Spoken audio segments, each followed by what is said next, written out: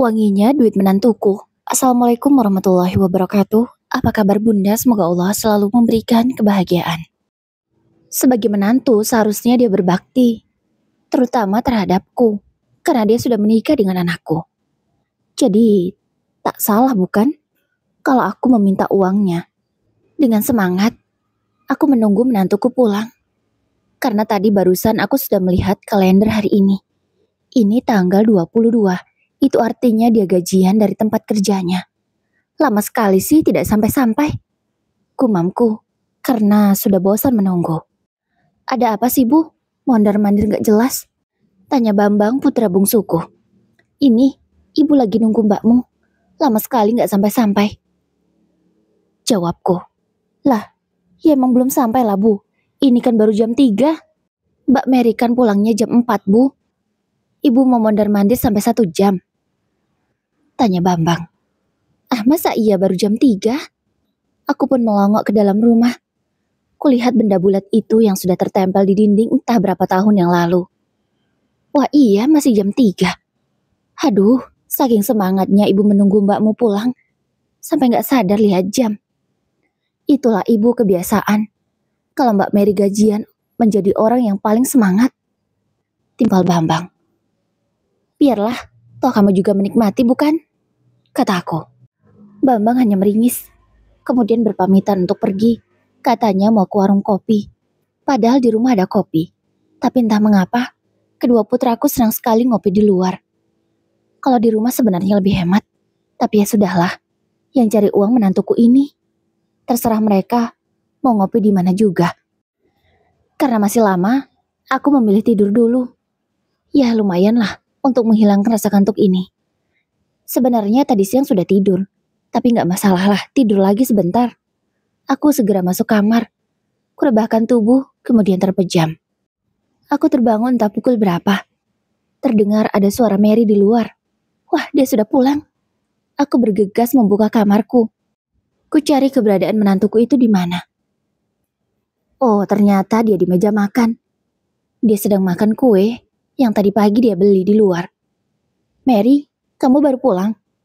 Tanyaku lembut. Iya bu, ada apa? Jawabnya ketus. Ya, kebiasaan Mary, kalau tanggal gajian ketika aku ngajak bicara dia jawabnya begitu. Sini, mana ATM-mu? Kataku cepat sambil mengulurkan tangan. Untuk apa bu? Tanya Mary tidak mengerti. Ibu mau ngambil uang, nanti biar suamimu yang antar. Ibu lagi butuh uang banyak ini, jawabku. Butuh uang banyak untuk apa bu? Memang ibu sedang ada keperluan apa? Tanya Mary. Bukan ibu yang sedang ada keperluan, tapi adikmu Bambang.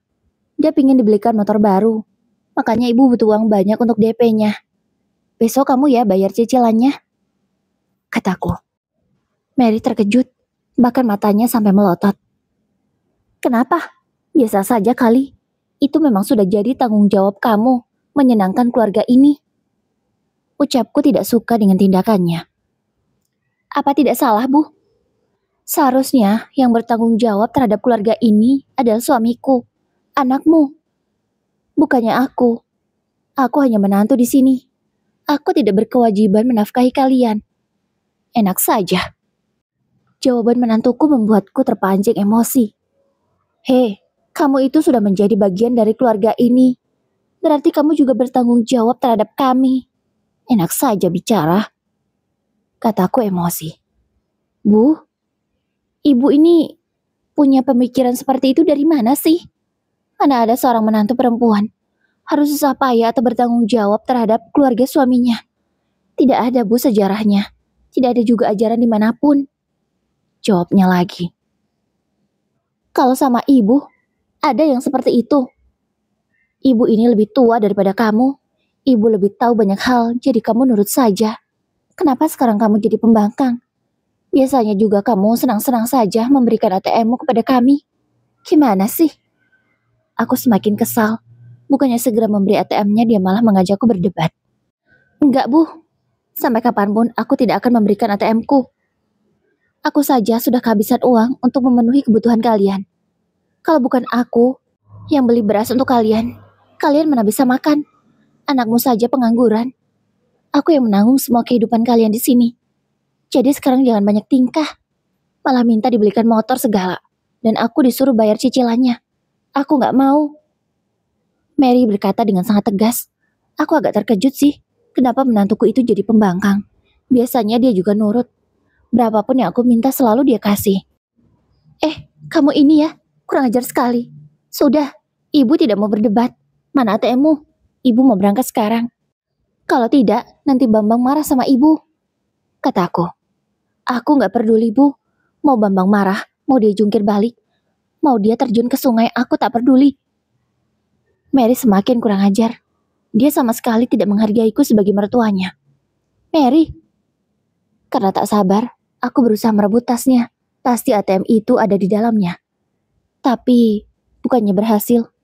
Tas itu malah putus, sehingga membuatku terjatuh.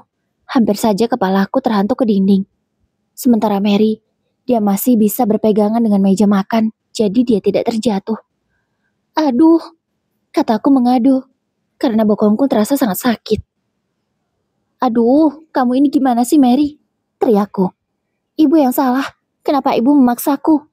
Aku kan sudah bilang tidak mau memberi ATM ini. Masih juga dipaksa. Ibu sama saja mencuri kalau seperti itu. Kata Mary tegas. Enggak, mana ada ibu mencuri, kami itu menantuku. Sudah seharusnya, uangmu itu menjadi uang kami semua. Ucapku juga tegas. Mana ada begitu, Bu? Tidak ada sejarahnya. Kata Mary. Dia pun masih berapi-api. Ada apa ini? Tiba-tiba anak pertamaku, Rudy. Dia baru datang entah dari mana. Karena kan dia pengangguran. Pasti bukan pulang kerja. Rudy, tolong ibu, nak. Istrimu mendorong ibu. Hampir saja ibu terbentur ke dinding. Kurang ajar itu istrimu. Ucapku mengadu, tentu saja aduanku ini berbohong.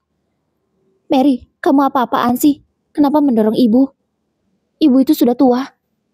Jatuh sedikit saja bahaya untuknya. Ini malah kamu dorong. Kamu kenapa sih? Rudy langsung memarahi istrinya itu. Mas, aku tidak mendorong ibu. Ibu yang mau merebut tasku karena dia mau mencuri ATM-ku. Jawab Mary. Gak mungkin. Ibuku mana seperti itu. Ini pasti alasan kamu saja kan? Kamu jahat, Mary. Lagi pula, kenapa tidak kamu berikan saja ATM-mu ke ibu? Hari ini kan kamu gajian. Pas sekali ucapan Rudy. Aku senang sekali karena dia membela aku. Mana bisa? Ibu mau mengambil ATM-ku bukan untuk kebutuhan rumah, tapi untuk membelikan motor untuk adikmu itu. Aku gak mau. Aku gak sudi. Kata Mary tegas. Aku mulai panik. Jangan sampai Rudy tidak berhasil membujuk istrinya. Mary, ya memangnya kenapa? Toh, kamu kan punya uangnya. Kasih saja ke ibu, biar ibu bisa belikan motor untuk Bambang. Lagi pula kamu tahu sendiri kan, kalau Bambang minta apa-apa tidak dituruti, pasti dia akan ngamuk. Kamu mau? Kalau sampai Bambang ngamuk? Ucap Rudy lagi. Aku gak peduli, Mas. Mau adikmu itu ngamuk seperti apa, aku juga gak peduli. Mau dia tantrum sampai guling-guling di aspal, aku juga gak peduli. Intinya, aku tidak akan mengeluarkan uang selain untuk kebutuhan rumah. Aku tidak percaya Mary bisa setegas ini. Padahal biasanya dia sangat nurut. Apapun yang kami bilang, dia oke-oke saja. Ada apa dengan menantuku? Aku semakin geram. Dengan cepat, Mary segera meninggalkanku dan Rudy. Dia masuk ke dalam kamarnya. Rudy, kamu harus berhasil membujuk istrimu. Kasihan adikmu itu. Dia selalu dihina oleh teman-temannya. Karena motornya butut, sudah tua. Apa kamu tidak kasihan sama Bambang? Aku berusaha membujuk Rudy agar dia bisa mendapatkan uang dari istrinya. Iya Bu, nanti aku bicarakan sama Mary. Kalau memang dia tidak bisa diajak bicara baik-baik, maka terpaksa aku harus pakai cara yang lain. Terserah kamu, yang penting uang itu harus dapat. Aku segera berdiri dibantu Rudy. Bokongku sangat sakit. Aku memilih untuk beristirahat. Mudah-mudahan tidak parah. Kalau sampai parah, aku harus berobat. Uang lagi. Iya, kalau Mary mau kasih uang, kalau enggak, mau pakai apa aku berobat? Ya, selama ini memang kebutuhan keluargaku. Setelah Rudy menikahi Mary, semuanya yang menanggung Mary. Mary bekerja sebagai karyawan di salah satu perusahaan yang cukup besar. Gajinya cukup lumayan lah. 10 juta per bulan. Sangat cukup sekali untuk kebutuhan kami. Tapi Mary sangat pelit. Dia hanya mau menanggung kebutuhan rumah. Ya, terkadang sih aku minta dikasih. Palingan 300 atau 200 ribu. Tak pernah lebih dari itu. Katanya untuk nabung demi masa depan. Alah, bersetan dengan masa depan. Yang penting mas sekarang. Belum tentu juga masa depan masih hidup. Tapi aku juga gak suka kalau sampai Rudy tak punya tabungan. Tapi dari mana dia menabung? Uang saja dia tidak punya. Kerjanya saja menganggur.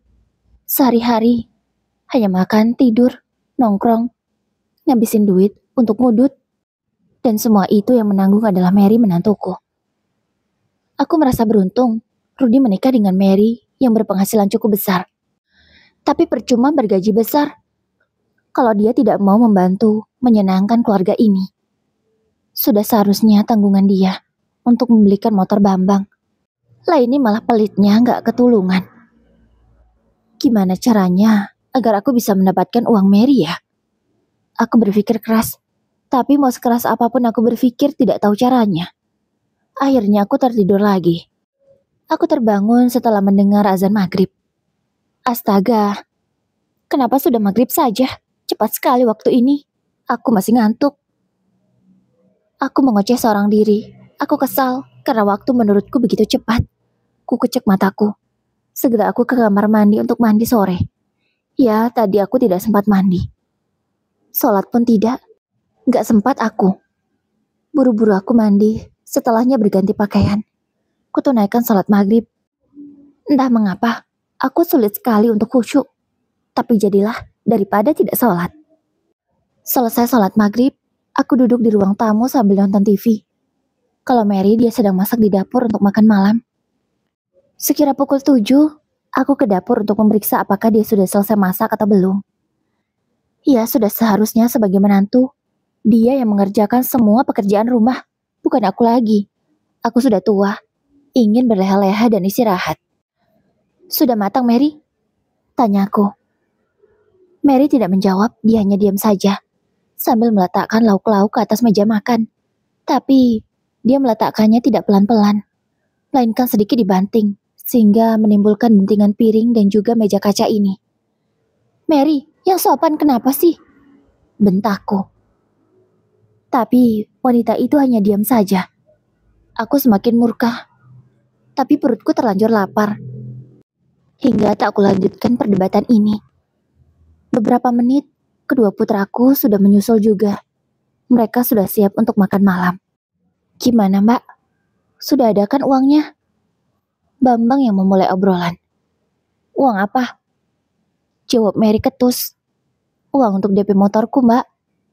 Aku butuh secepatnya. Ucap Bambang menjawab pertanyaan dari iparnya. Iya, sudah ada kan uangnya? Kini Rudy ikut bersuara. Aku memang punya uangnya. Tapi tidak untuk membelikan motor kamu. Kamu itu sudah tidak sekolah lagi. Kalau mau punya apa-apa beli sendiri. Pakai uangmu sendiri. Kerja sana. Kerja apa saja yang penting kamu punya uang. Jangan terus meminta kepadaku. Aku sangat jengkel sekali mendengar jawaban Mary. Bisa-bisanya dia berkata demikian. Sangat menyinggung perasaanku. Aku yakin bukan anakku tak mau bekerja. Belum dapat kerjaan yang cocok saja. Ya gimana? Anakku itu tampan. Aku tak rela kalau dia hanya kerja rendahan. Misalnya kerja di bengkel atau jaga toko. Gengsi aku. Putra setampan dia. Masa kerja rendahan begitu? Gajinya juga kecil. Aku maunya kedua putraku itu kerja seperti Mary. Kerja kantoran, gajinya besar. Itu baru kerja namanya. Jaga ucapanmu, Mary. Jangan kurang ajar kamu sama kedua anakku. Kataku membela kedua putraku. Putra kebanggaanku. Terus saja, bela kedua anakmu yang pengangguran ini, Bu. Tapi sampai kapanpun, aku tak akan pernah memberikan uang sepeser pun untuk kalian. Aku hanya akan membelanjakan langsung untuk kebutuhan rumah ini. Tidak ku kasih uang seperti biasanya, kata Mary tegas. Loh, mana bisa begitu? Ibu yang tahu kebutuhan rumah ini bukan kamu. Kamu kan sibuk kerja. Biarkan ibu saja yang belanja. Tentu saja aku tak rela kalau Mary yang belanja. Kalau sampai dia yang belanja, tentu aku tak akan pernah diberikan uang secara cash. Aku tak bisa dong menilap lagi uangnya. Aku tak bisa membeli apapun yang aku mau kalau begitu caranya. Stop ya, Bu. Stop, Ibu protes. Uang aku yang punya. Aku yang berhak mengelolanya. Mulai sekarang, tak ada lagi uang cash kuberikan sama Ibu. Semuanya, biar aku yang belanja. Ibu di rumah tinggal menikmati saja apa yang sudah aku beli. Dan untuk Ibu, akan kuberi uang jajan 500.000 untuk 1 bulan. Aku terkejut. Mana bisa, hanya 500.000, tidak cukup. Dapat apa 500.000, Mary? Kamu pikir ibu ini anak SD? Jajannya cuma 500.000 per bulan. Kataku jengkel. Ya kalau tidak mau tidak apa-apa. Malah utuh uangku 500.000. Bisa untuk tambahanku menabung. Jawab Mary santai. Kemudian melanjutkan makannya. Aku kaget. Kupikir dia akan menambahi. Ternyata malah sepeser pun tak dia berikan kepadaku. Ya sudahlah Mary. Daripada gak ada sama sekali. Ucapku terpaksa. Nah, gitu kan enak. Aku gak ribet ngatur uangnya. Ucap Mary. Ingin rasanya aku lemparkan piring ini ke arah menantuku itu. Dia semakin hari semakin kurang ajar begini. Memang sih, dia itu baru menjadi menantuku. Baru 5 bulanan. Tapi 4 bulan kemarin dia enak. Selalu nurut semua perkataan kami. Apapun yang aku mau juga dikasih. Meskipun harus ada drama sih. Tapi masih enak, masih keluar dari dompetnya uang itu. Tapi kalau begini, apes banget aku. Di tengah malam, setelah kami pastikan Mary tidur, aku memanggil Rudy. Gimana kalau kita nggak berhasil bujuk Mary? Gini aja Bu, aku nanti gadaikan saja motor Mary. Lumayan, bisa untuk DP motornya Bambang. Ide yang cemerlang dari Rudy. Oke, Ibu setuju. Lancarkan aksimu, jangan sampai dia tahu. Tapi tunggu.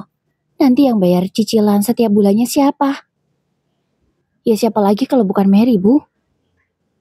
Iya sih, tapi kalau dia sampai tahu, apa dia tidak marah? Kalau marah, ya mau nggak mau tetap kan dia harus bayar. Pasti dia malu, Bu, kalau sampai nggak bisa bayar cicilan itu. Nggak mungkin kan? Kalau sampai penagihnya datang ke sini nggak Mary bayar. Udah Ibu tenang saja. Aku lega, karena anakku bisa diandalkan. Besoknya, Rudy membawa uang hasil penggadaian motornya Mary. Berapa? Tanyaku antusias, karena penasaran juga berapa hasil penggadaiannya. Banyak dong Bu, kan motor Mary itu masih baru. Nih, Rudy menyerahkan uang segepok kepadaku. Dan sudah ada tulisannya di sana. 10 juta. Banyak banget. Wah, ini cukup banget untuk DP motornya si Bambang. Kataku. Iya Bu, ya sudah. Mana si Bambang? Biar berangkat sekarang saja. Kalau nunggu besok, keburu ketahuan Mary. Itu, dia masih tidur di kamar. Masih tidur? Ini sudah jam 11 loh Bu. Rudy terlihat kesal mendengar adiknya jam segini masih tidur. Ya kamu kayak gak tahu adikmu saja. Sudah bangunkan sana.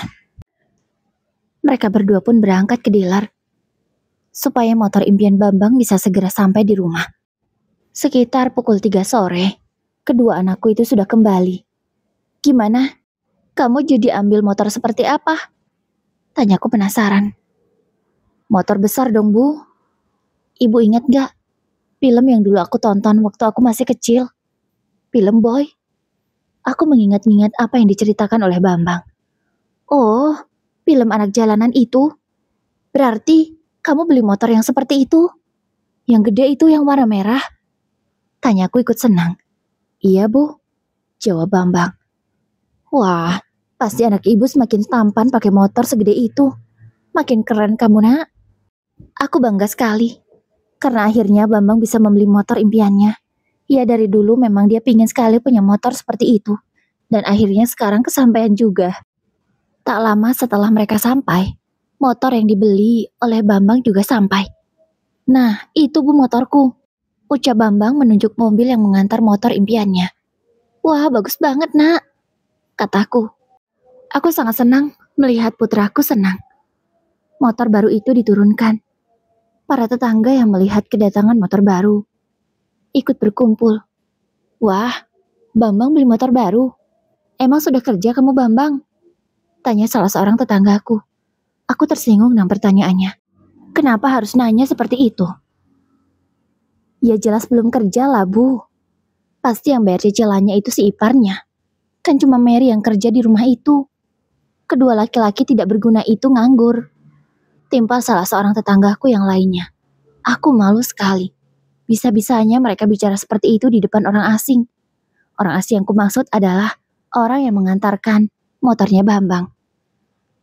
Aduh, kalian ini fitnah ya? Anak-anakku sudah kerja kok. Mana mungkin si Mary mau bayar cicilan motor ini? Sudah, kalian gak usah ikut campur. Ini urusan keluargaku. Perkara kami bisa bayar cicilannya dari mana juga. Bukan urusan kalian. Kubungkam mulut mereka dengan perkataanku. Alah, Budian, gayamu selangit. Kedua anakmu laki-laki tapi nganggur. Gitu masih dibanggakan. Gak tahu malu. Itu suara Bu Rofi'i. Aku emosi. Tapi Rudi mencegahku agar tidak terpancing emosi. Udah Bu, jangan didengerin, jangan diladenin. Nanti malah ribut. Malu sama tetangga yang lainnya. Ucap Rudi berbisik. Aku pun menurut. Aku berusaha menahan emosi. Walau sebenarnya ingin segera aku lampiaskan dengan mencabik-cabik wajahnya. Setelah motor itu selesai diturunkan, karyawan dealer itu memberitahu bagaimana cara mengoperasikan motor barunya si Bambang. Dalam sekejap saja Bambang sudah paham. Karena ya namanya anak lelaki pasti tahulah urusan motor begitu. Urusan selesai, karyawan dealer itu segera pulang. Tapi sebelum dia pulang, dia mengingatkan, nanti bayar cicilannya tepat waktu ya Bu, agar tidak ditagih ke rumah. Ucapnya dengan suara yang cukup keras. Aku tak tahu apa maksudnya. Jangan-jangan dia menyindir kami. Karena suaranya yang keras, pasti tetanggaku dengar semua. Dan mereka kompak tertawa terbahak-bahak. Aduh, aku malu banget. Kurang ajar sekali karyawan dealer ini. Bu, aku keluar dulu ya. Bambang segera berpamitan setelah dia berhasil menaiki kuda besinya. Kamu mau kemana? Ya biasalah Bu, mau pamer ke teman-temanku. Kalau sekarang aku sudah punya motor baru. Ucapnya bangga. Ya sudah sana, hati-hati tapi ya, jangan sampai lecet. Motor itu belum 24 jam loh. Aku memperingatkannya. Siap Bu. Bambang segera keluar. Dan dia mengendari motornya cukup ngebut. Aku khawatir sih. Tapi ya sudahlah. Pukul 4 lewat sedikit, Mary baru pulang dari kerjanya. Dia pulang dalam keadaan tidak baik-baik saja. Karena wajahnya terlihat murka. Apa-apaan kalian? Kenapa kalian menggadaikan motorku? Teriak Mary. Bahkan dia belum masuk ke dalam rumah. Masih di ambang pintu. Kamu tahu dari mana, Mer? Rudi menjawab dengan gugup. Tidak penting aku tahu dari mana. Yang jelas untuk apa kalian menggadaikan motorku? Bentak Mary. Oh, jangan-jangan motor merah yang dipakai oleh Bambang itu belinya pakai uangku ya? Teriak Mary lagi. Rudi hanya melihat ke arahku. Aku bingung juga harus menjawab apa. Entah mengapa nyaliku ciut melihat Mary yang marah-marah seperti ini. Jawab! Bentaknya sekali lagi. Iya. Rudi menjawab semakin gugup. Aku hanya bisa menunduk. Bagus ya, kalian sudah lancang. Mulai detik ini, aku minta cerai Mas. Sudah cukup. Sudah kuberi kalian hati. Kalian malah merogoh jantungku. Tak sudi aku membayar cicilannya. Dan tak sudi lagi aku menjadi istrimu. Atau menjadi menantumu lagi, Bu. Mary berkata dengan sangat tegas dan penuh penekanan. Aku kaget. Tak kusangka Mary akan mengambil tindakan seperti ini. Aku menyenggol lengan Rudi. Maksudku agar dia membujuk Mary supaya tak marah lagi. Tapi sepertinya semua percuma. Mary segera masuk ke dalam kamar. Kemudian keluar lagi dengan tas besar di tangannya. Kejar istrimu Rudi, jangan sampai kehilangan dia. Dia itu ATM kita. Jangan sampai kamu kehilangan Mary, kataku. Iya Bu. Rudy dengan gugup mengejar istrinya. Sayang, jangan pergi. Maafin aku. Kita bisa bicarakan baik-baik. Maafin aku. Rudy memohon ke Mary. Tapi wanita itu tidak bergeming. Dia terus berjalan semakin cepat. Kemudian menaiki motornya. Aku geram sekali karena Rudy begitu saja tidak bisa mencegah. Kamu ini laki-laki macam apa sih? Tidak bisa mencegah istrimu pergi. Aku membentak putraku untuk pertama kalinya. Ya, aku tak rela kehilangan Mary. Dia adalah tambang uangku. Ya gimana Bu, Mary udah marah.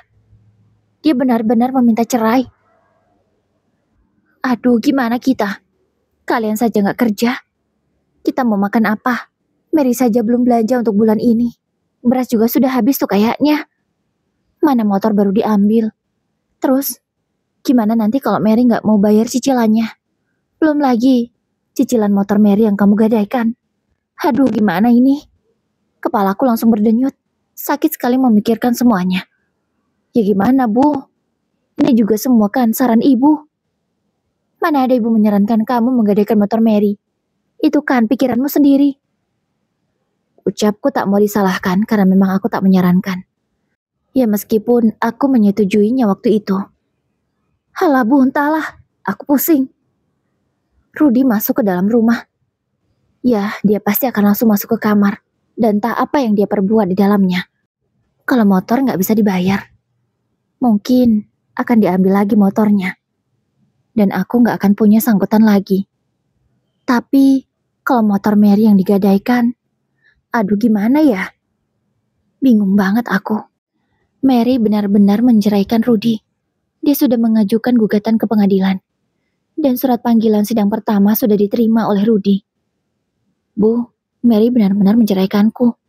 Gimana ini? Gak tahulah Ibu, urus sendiri. Aku menjawab dengan membentak. Tak tahu lagi lah, malas juga mengurusi pernikahan mereka. Tinggal lihat saja nanti bagaimana ujungnya. Ini si Bambang juga kemana sih? Seharian pergi belum pulang-pulang. Bikin khawatir. Mana kerjanya cuma minta uang. Utangku sudah menumpuk ini di rentenir. Ya, untuk kebutuhan kami, aku berhutang di rentenir. Dan tidak tahulah bayarnya pakai apa. Aku semakin menumpuk hutang di mana-mana. Dan hebatnya Mary, yang seharusnya hutang itu atas nama dia, kini tiba-tiba berubah atas nama Rudy. Aku bingung sekali, kenapa semuanya jadi begini. Karena terlalu pusing memikirkan semuanya. Aku merasa badanku tidak enak. Ya beginilah orang tua, kepikiran sedikit langsung sakit. Rudy, tolong ibu. Teriakku memanggil Rudy. Ada apa sih Bu? Jawabnya kesal. Kamu ini, kalau dimintain tolong sama orang tua, malah bilangnya begitu. Ucapku tidak terima, karena Rudy seakan terpaksa menolongku. Iya Bu, ada apa? Bawa ibu ke puskesmas ya? Badan ibu gak enak banget dari kemarin. Sudah minum obat warung tapi gak mempan. Kepala ibu ini pusing. Badan sakit-sakit. Gak ngerti lah. Rasanya gak enak banget. Ya udah, ayo Bu. Rudy mengantarkanku menggunakan sepeda motor Bambang yang lama. Sebenarnya sepeda motor ini juga tidak terlalu jelek. Hanya saja, memang bukan motor besar seperti yang punya Bambang sekarang. Sementara teman-temannya, motor seperti itu semua. Di jalan, Rudy malah teringat dengan tagihan yang sebentar lagi jatuh tempo. Gimana ya Bu, kita belum punya uang, kata Rudy. Entahlah Rud, yang penting antarkan dulu ibu ke puskesmas. Kepala ibu semakin sakit, jawabku. Sesampainya di puskesmas, keadaan terlihat sangat ramai. Tumben banyak pasien, batinku. Ayo Bu, Rudy memepahku. Aku merasa nyaman jika anak-anakku perhatian begini. Loh, ibu belum tahu ya? Tiba-tiba ada seseorang yang menegur kami. Tahu apa? Tanya Rudy, menjawab ucapan wanita itu. Aku tidak mengenal siapa dia, tapi sepertinya dia mengenal siapa kami. Itu Bu, si Bambang kecelakaan. Parah banget. Seketika aku syok. Yang tadinya denyut jantungku normal, kini berpacu semakin cepat. Apa? Bambang kecelakaan? Kataku lirih. Aku seperti kehilangan tenaga. Ayo Bu, kita lihat dulu si Bambang bagaimana keadaannya, kata Rudi. Aku sudah hampir pingsan, tapi aku berusaha tetap sadar. Aku ingin tahu bagaimana keadaan anakku. Ya Allah Bambang, aku berteriak dengan sangat keras. Aku semakin syok karena melihat Bambang sudah ditutupi kain putih. Ya, Bambang meninggal dunia. Anda keluarganya? Tanya seseorang yang tak tahu siapa. Iya, saya kakaknya. Ini ibunya. Itu adik saya. Adik saya meninggal. Rudi bertanya dengan orang itu. Sementara aku hanya bisa memejamkan mata. Aku benar-benar syok. Iya, korban meninggal dunia. Karena kecelakaannya sangat parah. Seharusnya langsung dibawa ke rumah sakit mungkin ada harapan. Tapi teman-temannya malah membawa ke sini. Sehingga korban semakin banyak kehilangan cairan merah. Kami tak bisa menolongnya. Mau dirujuk juga percuma. Korban memang sudah tidak bernyawa lagi. Seketika mendengar jawaban orang itu, aku tak sadarkan diri. Aku tak tahu apa lagi yang terjadi. Setelah tersadar, ternyata aku sudah ada di rumah. Orang sudah ramai untuk melayat. Bambang, kataku lirih. Rudi masih ada di sampingku. Iya Bu. Bambang sudah gak ada. Mendengar perkataan Rudi, aku malah menangis histeris. Aku belum bisa menerima atas kepergian anakku itu. Bu, sabar Bu. Semuanya sudah terjadi. Sabar. Saking rapuhnya aku, tak bisa kuantarkan putraku itu ke tempat peristirahatan terakhirnya. Setelah selesai, semua orang sudah pulang ke rumahnya masing-masing. Kini hanya tinggal aku dan Rudi. Bu, Bambang tadi ikut balapan liar. Dan dia kehilangan kendali. Jadinya kecelakaan. Tadi teman-temannya yang menceritakan sama aku. Ucap Rudi. Ya Allah, kenapa seperti itu nak? Kan sudah ibu bilang hati-hati jaga motornya baik-baik. Malah untuk balapan liar. Seketika aku langsung menyesal. Kenapa aku harus membelikan motor itu untuk Bambang? Mungkin kalau tak kubelikan motor baru, pasti Bambang masih baik-baik saja sampai sekarang. Karena dia hanya punya motor biasa yang tak bisa untuk balapan. 3 hari setelah kepergian Bambang, ada seseorang yang datang untuk menagih hutang kami. Yang pertama, dari Penggadaian. Yang kedua, rentenir. Dan yang ketiga, dari kreditan motor. Kami tak bisa membayar karena tak punya uang. Kasih kami waktu beberapa hari ya Pak. Kami akan lunasi. Ucapku pasrah. Ya sudah Bu, karena suasana masih berduka, kami turut prihatin. Dan kami beri waktu. 1 minggu ya Bu. Kalau lebih dari itu mohon maaf. Kami harus bertindak. Iya, jawabku. Gimana Bu? Kita jual saja apa yang ada nak. Daripada kita terus dikejar-kejar hutang. Jual saja motor, TV, kulkas, mesin cuci. Tuh, rice cooker juga. Jual saja itu semua. Mudah-mudahan cukup. Entahlah Bu cukup atau tidak. Soalnya di Penggadaian saja 10 juta. Terus motornya si Bambang gimana Bu? Itu motornya kan gak rusak terlalu parah. Mungkin maulah dealer mengambil motornya itu. Kan ada asuransi. Ya udah Bu. Tapi yang di rentenir gimana? Gak tahulah Ibu. Kita coba saja jual semua ini. Semoga saja cukup. Bila perlu, sofa itu juga dijual. Kan belum lama dibeli. Mary yang belikan. Baru dipakai beberapa bulan. Masih laku lah itu mahal. Akhirnya kami menawarkan barang-barang itu. Dalam waktu 1 minggu akhirnya semua terjual. Ya meskipun tidak sesuai pasaran tapi terpaksalah daripada kami terus dikejar-kejar hutang. Aku sudah buntu. Aku malu kalau sampai nanti ditagih-tagih hutang terus. Lagi pula sampai sekarang, Rudi juga belum kerja. Gimana? Cukup? Yang di Penggadaian sudah cukup Bu. Tapi yang di rentenir masih kurang banyak. Ya sudah Bu, biar Rudi kerja. Biar kita cicil per bulan. Kata Rudi. Ya nak, hanya kamu harapan ibu. Cuma kamu satu-satunya. Aku nelangsa melihat rumahku sekarang. Kosong, tidak ada lagi barang-barangnya. Bahkan karena kurang, kasur yang belum lama dibelikan oleh Mary juga terpaksa dijual untuk menambahi bayar hutang. Di rumahku sekarang hanya ada perabotan dapur, hanya ada kompor, dan tabung gas. Andai aku tak harus memasak, mungkin ini juga sudah aku jual. Bu, makan? Kata Rudi pelan. Makan apa? Kan gak ada makanan. Beras juga habis, jawabku. Ini Bu, tadi Rudi dikasih nasi sama orang. Kita makan berdua ya Bu? Loh, dari mana? Kamu sudah kerja? Belum Bu, lagi cari belum dapat. Tadi ada orang bagi-bagi makanan. Ini Rudi dapat, ayo kita makan Bu. Rudi membuka bungkusan nasi itu. Ia segera menyuapiku. Air mataku langsung menetes.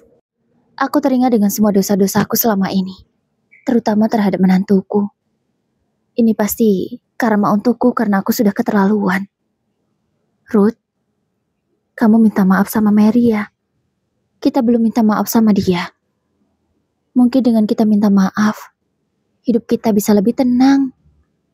Iya Bu, nanti Rudy akan ke rumah Mary. Kita minta maaf, Ibu mau ikut atau enggak? Kalau Ibu enakan Ibu ikut, tapi kalau badan Ibu masih begini, Ibu enggak ikut dulu ya. Kamu saja sendiri yang berangkat. Sampaikan permintaan maaf Ibu, ucapku. Baik Bu. Malam harinya Rudy berangkat dengan berjalan kaki ke rumah Mary. Ya, tak punya kendaraan, jadi beginilah kemana-mana jalan kaki. Uang pun juga tak ada. Kami makan hanya mengharapkan belas kasihan orang lain. Mudah-mudahan Rudy segera punya pekerjaan, sehingga kami bisa punya uang untuk makan.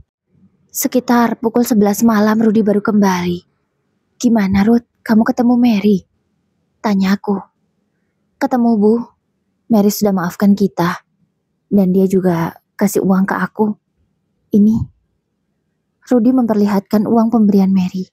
Ternyata Mary masih baik sekali. Dia ngasih 1 juta untuk kami. Katanya ini untuk makan Bu sampai aku dapat kerjaan. Aku malu Bu tadi nerimanya, tapi gimana lagi, aku memang gak punya uang sepeser pun. Ibu malu Ruth. Ibu sudah jahat sama Mary, tapi Mary masih baik sama kita. Aku menangis lagi. Tak kusangka, ternyata Mary orangnya sebaik itu.